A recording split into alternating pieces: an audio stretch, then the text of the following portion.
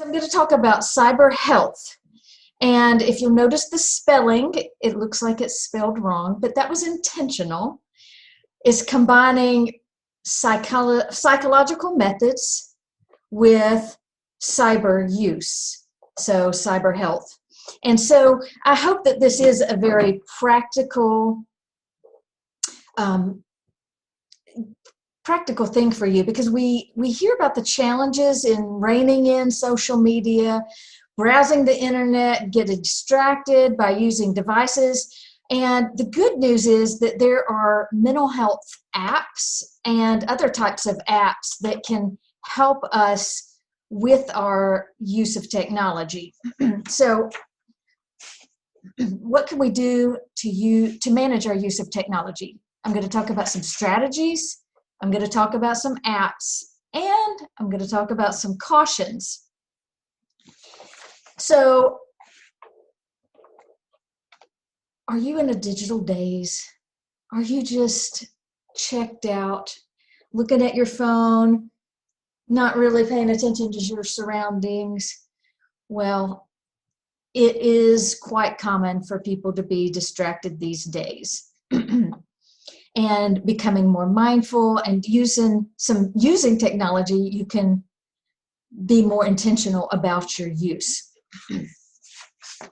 So you can engage in selective abstinence. You can confine or limit your addictive experiences, and you can pursue positive positive habits and healthy behaviors. I'm going to go into more detail about these. So, quick little story. You may know about Angry Birds. It was this app that my nieces and nephews were playing, and so I got on and we were competing and stuff. And you pull this little rubber band and it shoots this bird and it kills some pigs. And anyways, here I am. I'm not going to tell you my age, but I'm old enough to know that I don't really do these kind of game things. And I got all into it. And I could even see the psychological methods that were being used, the intermittent schedules of reinforcement. I could see that. And I was thinking, oh, isn't this interesting? And yet I'm like, oh, but just one more. So I was doing it at night before I went to bed. I was like, this is not good. So sometimes you might need just to abstain. I took it off my phone. Not a problem now. So with some of the apps that you use, you may need to take them off. Some of the social media, you may need to remove it.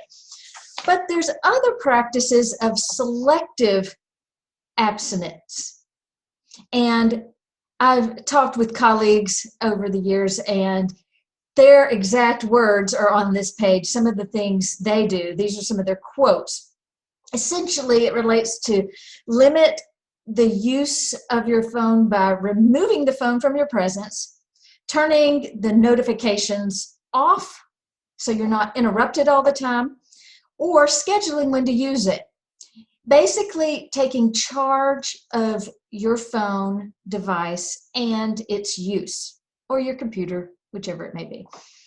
One consideration, it involves intentionality. And what about willpower? What if you don't have the willpower and resolve to maintain your practice of selective abstinence? Well, an Italian proverb says, fight fire with fire. So you can use technology and create your own cyberspace. As students, you may find some of the apps helpful as you study and work on projects, while other apps may help you with your downtime. So there's all types of apps: productivity, blocking, focusing, goal setting, relaxation, meditation, sleep, breathing, exercise, stretching. Those are some of the ones I'm going to talk about. And I'm not going to talk fast because I'm from the South. So with Weight Watchers, they've realized that tracking your food intake was a way to become more aware of what you were eating. So similarly, tracking your technology use can help you be more aware and intentional about when and how you use your technology. So I'm going to start out with a tracking app. Now, you'll see a little star, a blue star in the top corner. These are the ones that, as I tested out a whole bunch, I only put the ones I liked in this presentation, but also the ones I actually really use on a regular basis, they have the little star. So that's what that little star is. So rescue time tracks productivity and blocks distracting websites. It can be on your phone, it can be on your computer. It has reports showing how long you spend in work-related activities. So, well, it also social networking or news or shopping or other sites. You determine which sites fall into a certain category, but it does guess for you. So it kind of figures, oh, this one fits in with work or something like that. So the report shows your trends and patterns of use, such as the time of day when certain sites are accessed most. And the feedback can be used to help you become more aware and begin to focus more intentionally. Freedom is another blocking app. The great thing about this, it can block certain sites for certain amounts of time, or it can block the whole web entirely. So you can set up a schedule to say, for the next 30 minutes, I'm not going to do anything. And so then it removes your willpower. And it even has this little thing you could put in there to say, I really want to override my, my non-use, and it won't let you do that. So it's a pretty good website. It has a locked mode. That's what that is called. But you can set a schedule so that, say, from 8 to noon every day, you're not going to use different sites or the internet or whichever things you select. You can be really picky and say, I only want to not look at Facebook, or or you can do, I don't want to look at anything. So it's got a lot of flexibility with that one. Space is a tracking app. And in that sense, you are tracking your use. And the goal is for you to decide what you want to use your phone for. I mean, you set goals, and it's kind of like a SMART goal that people set for treatment planning, where it encourages you to do a small step, a small change, not a drastic change. And it encourages you to set goals and to think about your big picture. What does a phone life balance look like for you? And then it uses research to help you make your goals. So that's another nice tracking app. But I also want to mention digital well-being. It's using technology to help a person take steps to benefit themselves and their community. It's how we use technology for good. So it's one aspect in overall well-being. So it's just one category, and I've listed a whole bunch of categories: community, mind, body, relationships, financial. So it's just one category in your whole life. And with digital well-being, I'm going to highlight a few apps that can be helpful for prayer and spiritual practices, meditation, sleep, and mental health. I looked up a bunch of popular apps according to the lists of best apps and reviewed several. And like I said earlier, I removed the ones I didn't find especially appealing or useful. So one that I really like is Echo, and it's a prayer app. And simply, you just type in your own prayers. It has a category. You can have a header, pray for family, and then you can say specific things in it. And then you just swipe left to right, and it'll go to the next prayer. And it'll have a reminder each day that just says, hey, did you pray yet? And the nice thing too is it has streaks. And I don't know if you're familiar with some of the younger folks who do these communication streaks. Oh, we've communicated this many days. Well, it says how many days you've prayed in a row consecutively. So it's really nice. It is a simple app. Examine is for people that like a little more structure than maybe what the Echo provides. It's based on St. Ignatius of Loyola, who created the Examine, and it's designed to pray, reflect twice a day in a brief prayer, maybe 15 minutes. So you review your recent past. The nice thing about this is it's not the same Examine every day. There's 34 adaptable versions of the Examine. Hallow, some of you may be familiar with. It's the #1 Catholic app, and it's a prayer and meditation app. And with it, it has the Examine to look over your day. It has Lectio Divina. It has Pray in the Rosary. It has a lot of structured prayers. And you can download and listen to them online. You can do it for 1 minute, 5 minutes, 10, 15, 30, 60 minutes. You can select a male or female voice, and you can choose background music. You can set reminders. It has a lot of options in it. You can connect with your community as well.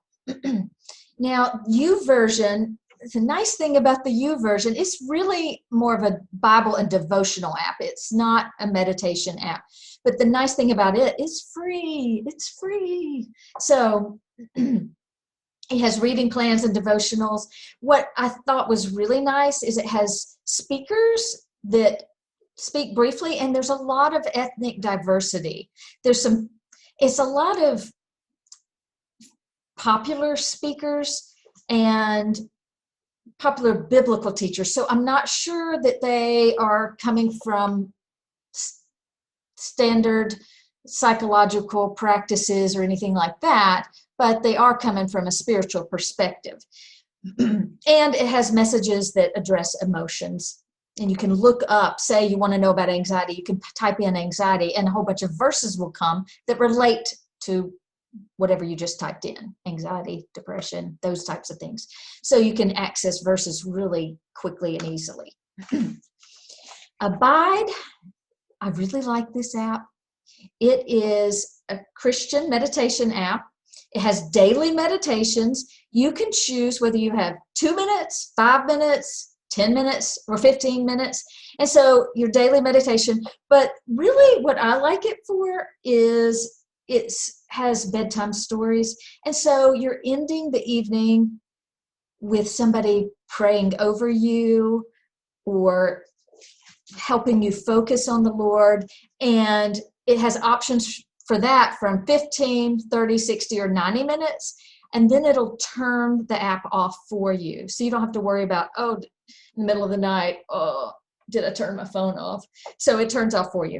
And it has topical areas to choose from for meditation, such as anxiety, spiritual growth, thankfulness, healing, anger, etc. And just as an aside, 2 former Google employees developed it. They were Christians and decided to use their skills for the kingdom. I thought that was an interesting tidbit. Soul Time is another app. It tracks your mood, which is wonderful. You reflect on how you're feeling with yourself, with others, and with God, and it's really quick for the little check-in. Helps you understand your moods. And I put a little graph there that shows a comparison of the days and your moods. And there's more surveys in there that you can do that are longer. I didn't care for those personally, but you might. And it may be useful for your clients as well in tracking their moods. But these are the ones I'm presenting are mostly for you. It has a Bible you can read with a variety of backgrounds. It has a journal. And has meditations tailored to your emotional and spiritual needs. Hope is a Christian mindfulness meditation, and the really nice thing about it is it has 12 meditations for free, and it really combats something that a Christian says, that meditation is for non-Christians, it's for Eastern religions, that kind of thing. It addresses that in these 12 free meditations. And you can access meditations for specific emotions or life experiences as well.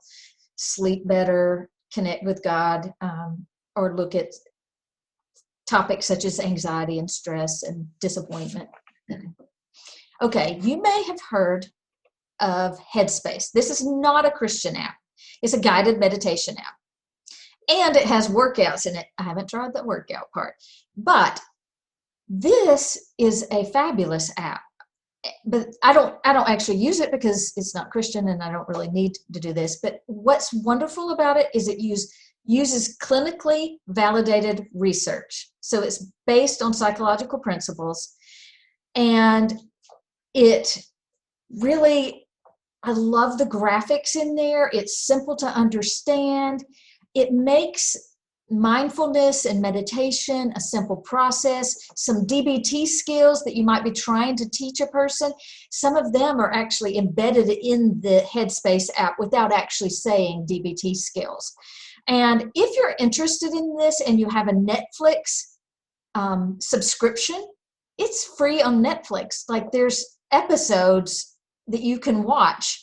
One of them is on practicing gratitude that I actually watched last night. And so you could think of, oh yeah, the Lord says this verse, you know, you can see the link to biblical references, even though this is not a spiritual app. And there are workouts in here, like I mentioned, I think I just mentioned just a second ago. Okay, Calm is another app that has a message different every day.